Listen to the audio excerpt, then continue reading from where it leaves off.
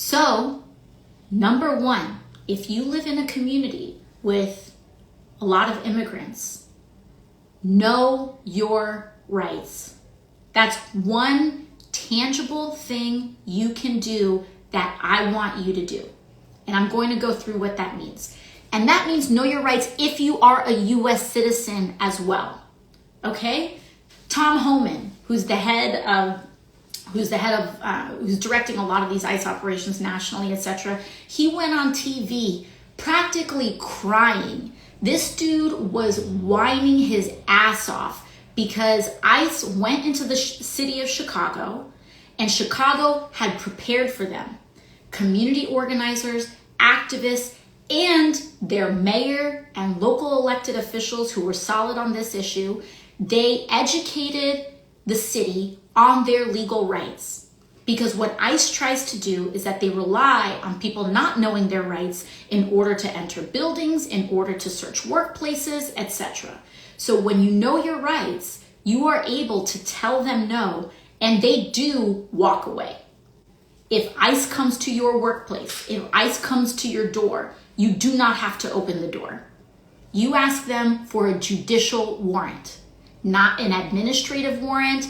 ICE very often tries to show you some official looking paper in order to intimidate people and to let them in. Again, remember, they rely on the perception of power. No. You don't just get some paper and let them in. You look for a judicial warrant. You look for a judge's signature on that piece of paper. If there is not a judge's signature on that piece of paper, you do not have to open the door. Number two, you can ask them to leave. If they do not procure a warrant, you can ask them to leave. You can stay silent. If they have detained you, you can say, I would like to remain silent. You invoke your right. You do not have to share personal information. They want to know what your immigration status is, even if you're a US citizen. Even if you are a US citizen, if they want to ask you, are you a US citizen? You tell them, I don't have to answer that question. You tell them, I do not have to answer that question. You do not have to. They ask you where you were born. I don't have to answer that question. They ask for your immigration status. I do not have to answer your question. They do not, unless you are being officially detained, if they have a judicial warrant. And by the way, you do not have to sign anything. And if they want to keep asking you questions, you say, I would like to speak to my attorney. In New York and California, you have a right to an attorney, including if you are undocumented or anything. You would say, I would like an attorney. Or if you are outside of the states of New York or California, you can say, I would like to speak to an attorney. And you can get your own attorney. Or you can procure your own attorney. So you say, I want to talk to a lawyer.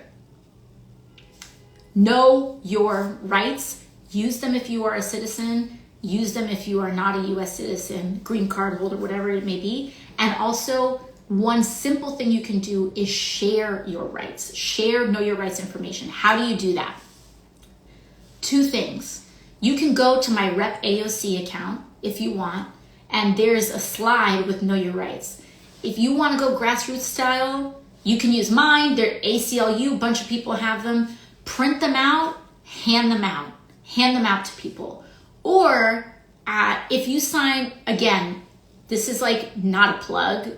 You can Google this in lots of places, but one thing that we're presently working on is that if you're on my newsletter or if you sign on to my newsletter, we are working on printable PDFs that we're going to soon email out to our whole newsletter list so that you can print it out. You can tape it up in storefronts. You can drop palm cards in small businesses. If you are local to New York City, we are going to be having kind of volunteer events where we're going to go bodega by bodega, dropping palm cards so that people can know their rights.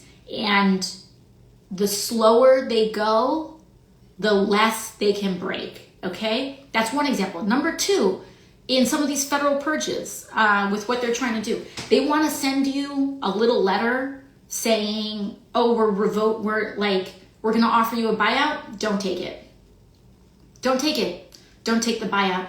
You have about 3 days, like all those federal workers that got that got those notices. And of course, you know, these decisions are personal.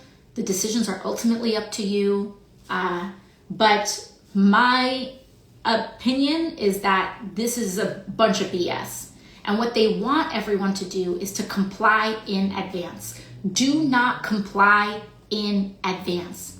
Make them make you. Make them make you. And make them, if they're committing crimes, make them make you. Because we are going to win.